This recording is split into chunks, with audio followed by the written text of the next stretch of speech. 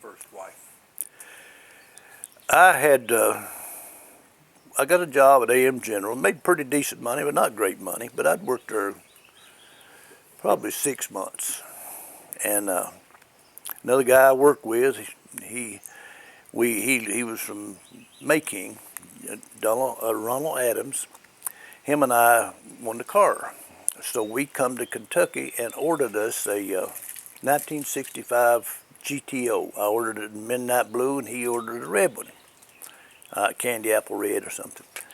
Anyway, I got that GTO, and not long after I got the job, and we went to Kentucky and got it, and came back, and we had our GTOs, and we was living on Alabama Street. Jughead and Donnie Adams, and 3 or 4 of us. Jughead wasn't living; he lived with his dad and mother at the time. And one day we went to a little restaurant around the corner there off of 16th and Central. Little 2 doors down was a little restaurant. We'd go in and have breakfast or dinner or whatever. We did, because we didn't cook. One of the guys come in and told me, said, there's a pretty woman started working up here at this restaurant.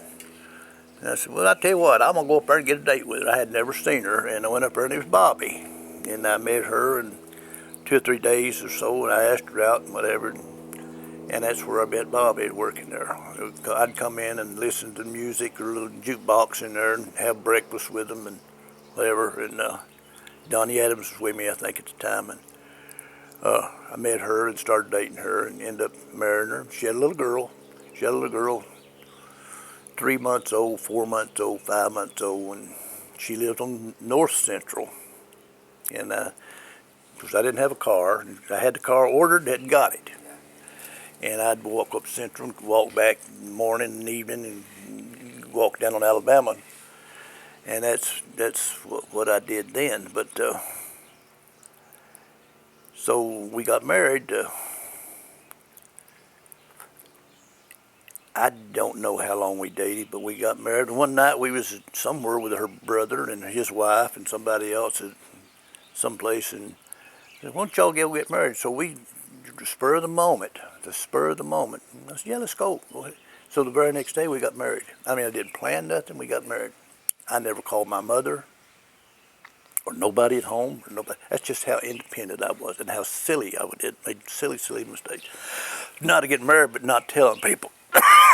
And I hate to say this, but at the time I was dating a girl in Hazard, dating one in Jackson, and dating one in Whitesburg.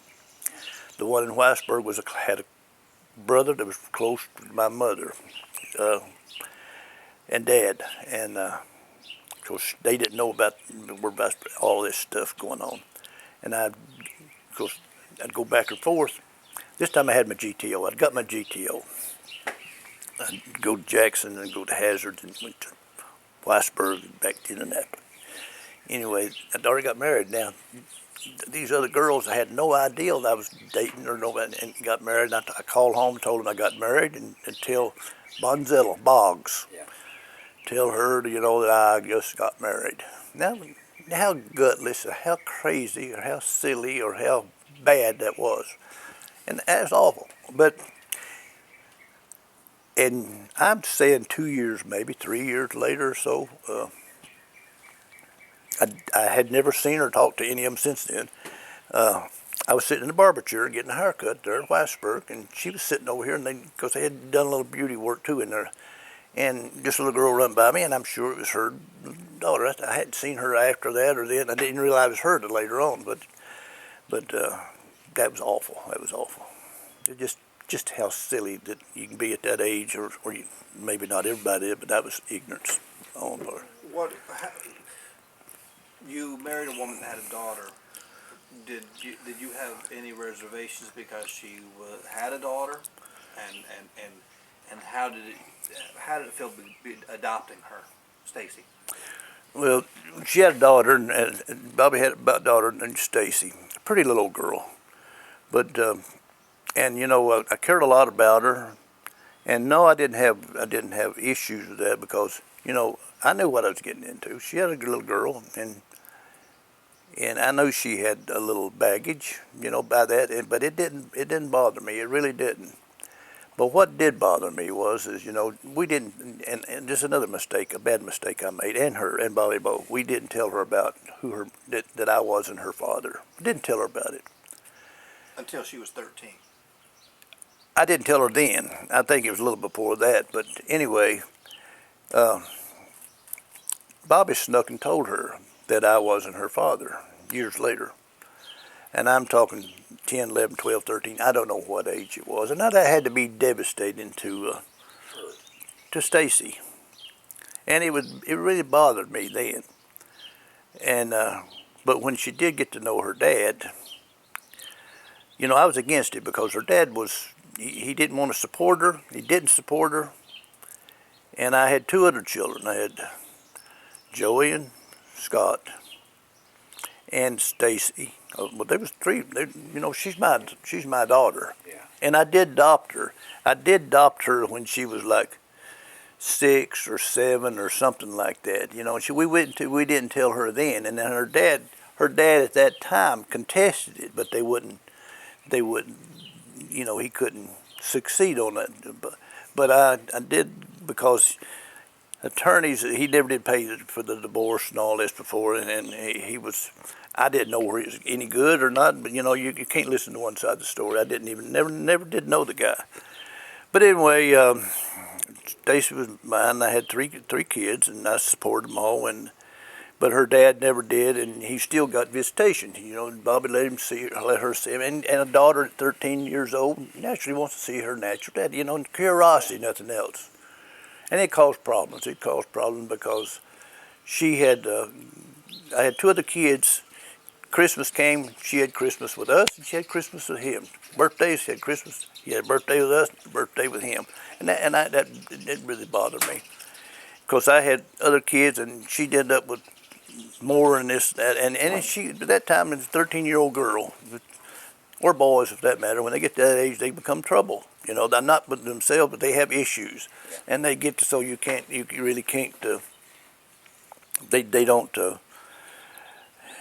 don't mind, in other words, and they go through the adolescent stage, and whether she's mine or not, girls or boys at that age, you can't tell them nothing. But Stacy and I, she left to go, then she went to live with her dad for a while in Florida and whatever, and she'd go back and forth, and I'm sure they thought they heard all kinds of stories about me and vice versa. And I wasn't the most moral person in the world at the time. I made some horrible mistakes when I was married to Bobby, and I did her wrong numerous times, and I've told her about that. And I have no ill feelings to Bobby, and I've told her this, and it's no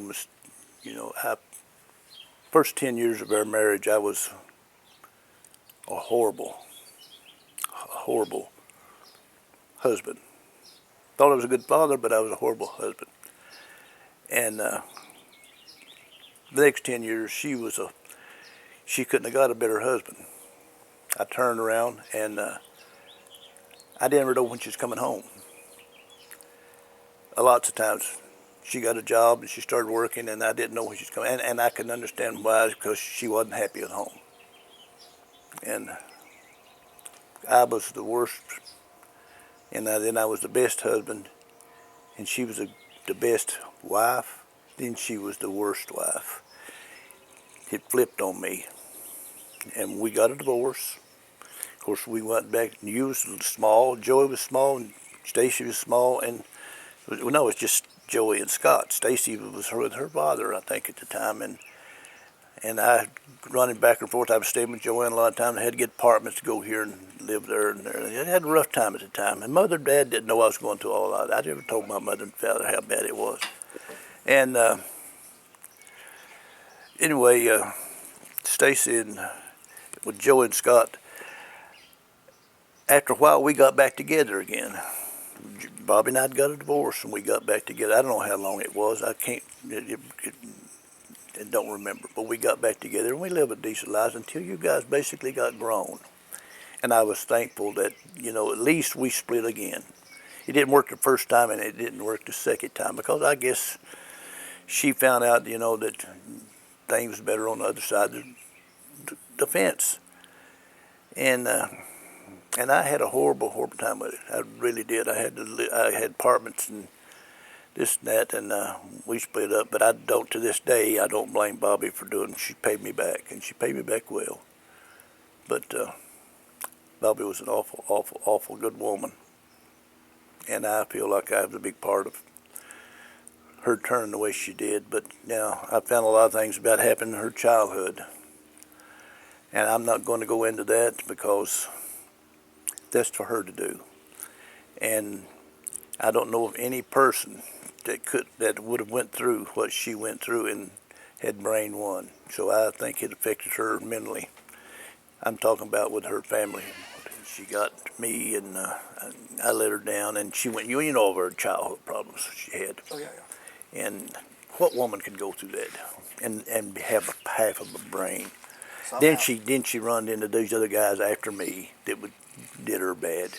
Then she run into Denny, which was an excellent guy apparently, and he was a good person, but he had his weaknesses, and it got the best of him.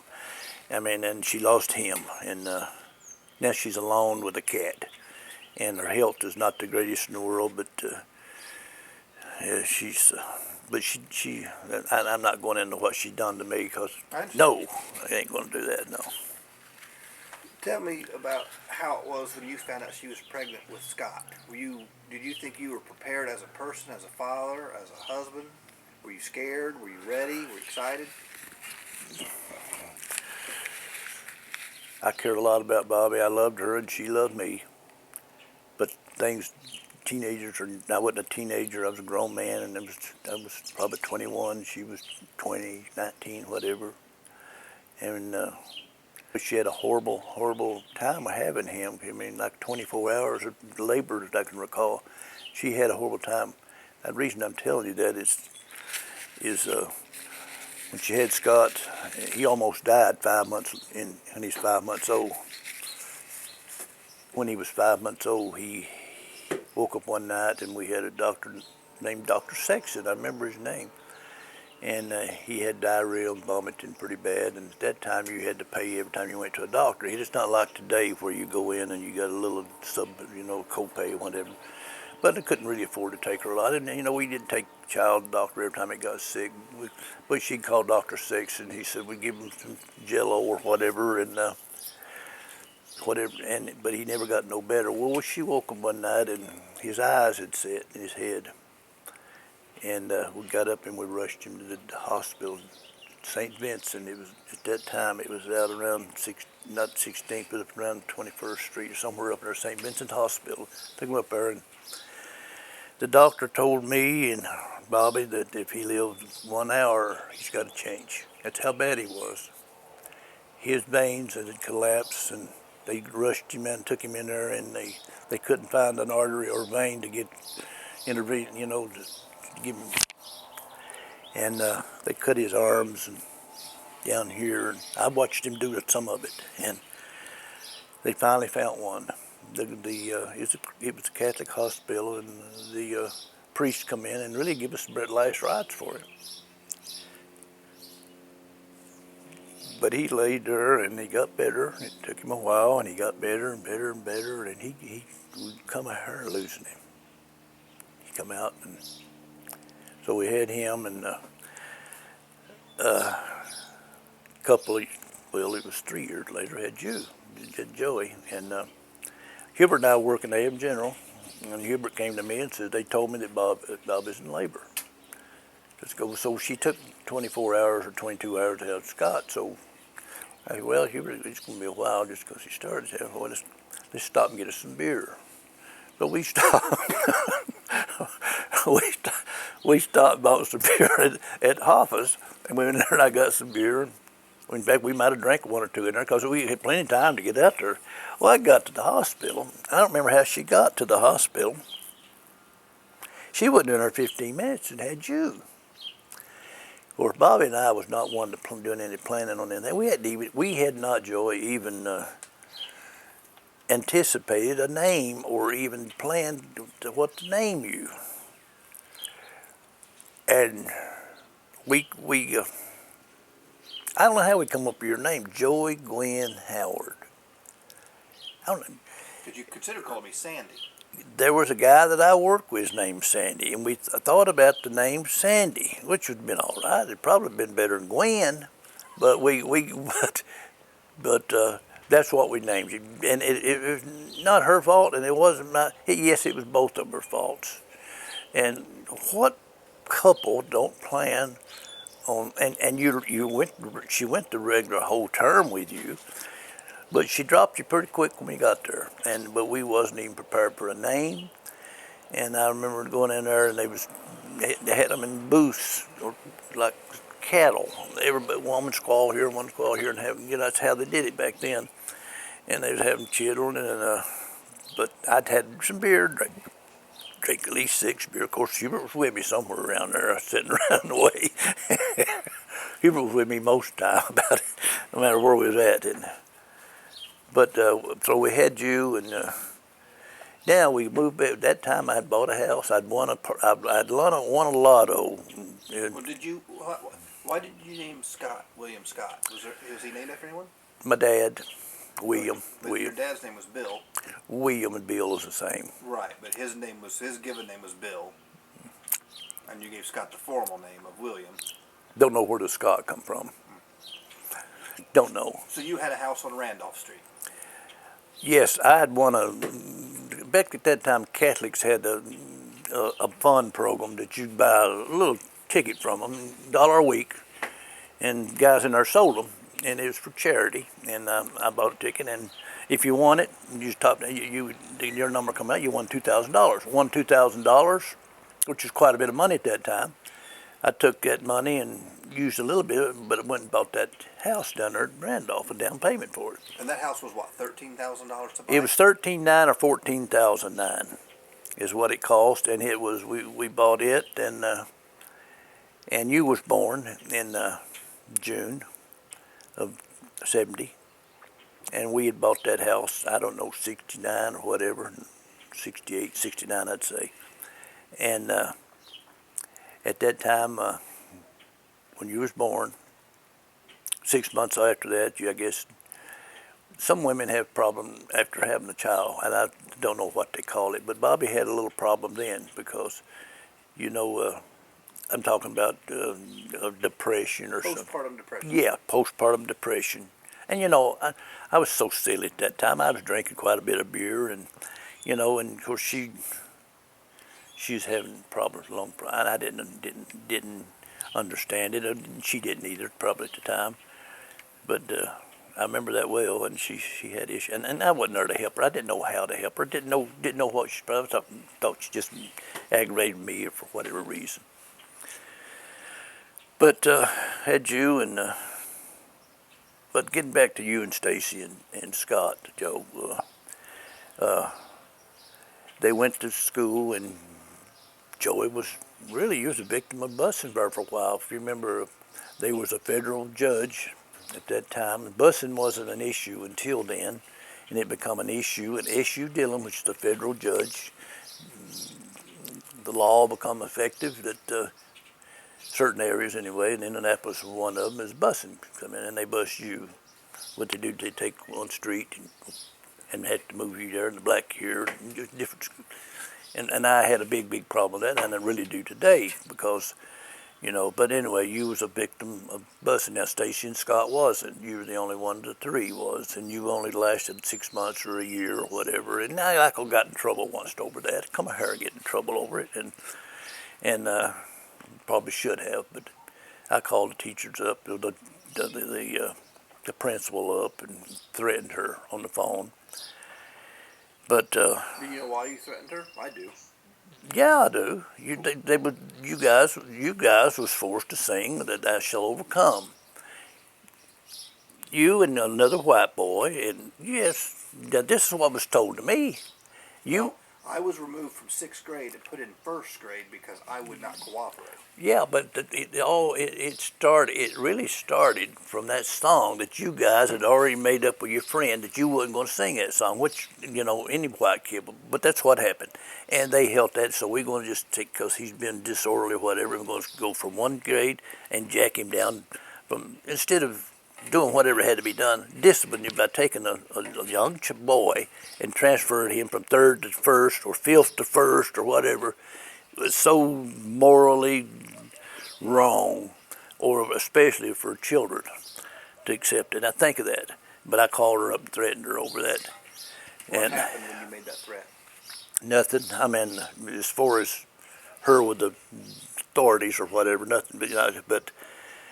But I did tell her. I don't know the exact thing, but I told her that about the song. You know, I said because you wouldn't. She told me that you guys would not sing that and that song, but. I told her if you wasn't back for a certain number, I would be out there or something. Yeah, but I don't know to what extent it was. And of course, I was drinking then too. Because you told her you and Jack Daniels were going to Yeah. come down. I did. And you know, I did the same thing to a dentist one time out there at Beach Grove. Well, that was me. Huh? Yeah, it was you. I know it was you.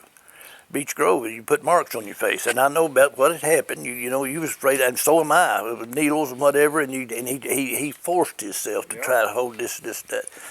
And boy, I got on his hide too on the phone. Now, no, I guess I went out there on him. He was a quack to begin with, because I know of him. I know where I was worked at AM General. I knew of him. Everybody, you know. But anyway, getting back to you three kids. Had issues growing up, and same I guess as anybody else did. Didn't go on a lot of vacations. We didn't.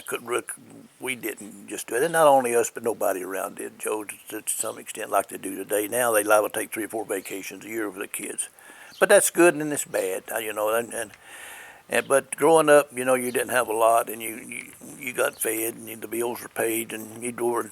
Bobby seen to it you wore decent clothes and everything. And Joe, I give her the credit for all of it. I take very little credit for any of it. But she was a good wife, and till later on in years, and you know, I don't see how she got brain one to this day.